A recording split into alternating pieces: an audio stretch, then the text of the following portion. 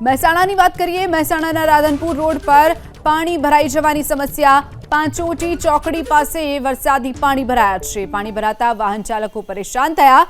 Satlasana Ambaji highway જળમગ્ન બન્યો છે તો આંબાઘાટ પાસે વરસાદને લઈ ભૂસ્ખલન થયું। પથ્થરો ધસી આવતા રસ્તો બંધ કરવાની ફરજ પડી છે તો મહેસાણામાં પણ સતત વરસાદ વરસી રહ્યો છે જેના કારણે અનેક વિસ્તારોમાં હાઈવે ઉપર પણ પાણી ભરાઈ જવાની સમસ્યા। રાધનપુર રોડ ઉપર પાણી ભરાઈ જવાની સમસ્યા સામે આવી છે તો પાંચોટી ચોકડી પાસે પણ વરસાદી પાણી ભરાઈ ગયા છે। સમગ્ર મહેસાણા જિલ્લામાં વરસાદનું આગમન થયું છે જેના કારણે ખેડૂતોમાં ખુશી જોવા મળી રહી છે।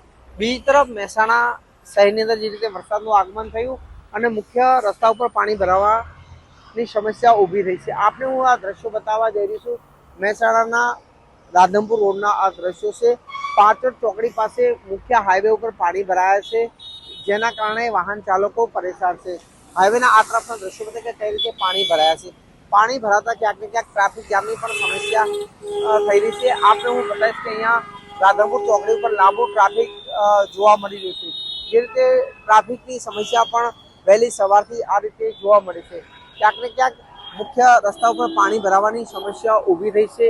એક તરફ વરસાદના કારણે ખેડૂતોમાં ખુશી જોવા મળી રહી છે તો બીજી તરફ ક્યાંક ને ક્યાંક જે મુખ્ય રસ્તા ઉપર પાણી ભરાયા છે જેના કારણે વાહન ચાલકો પરેશાન છે।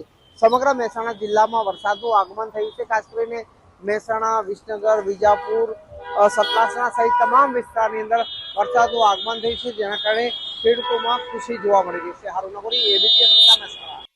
તો મહેસાણાના આ દ્રશ્યો છે જ્યાં સતલાસણા રોડ ઉપર પાણી ભરાઈ જવાની સમસ્યા સામે આવી છે। વાહન ચાલકોને પણ હાલાકી તો સ્થાનિકોને પણ આ પાણીમાંથી પસાર થવા માટે લોકો મજબૂર બન્યા છે।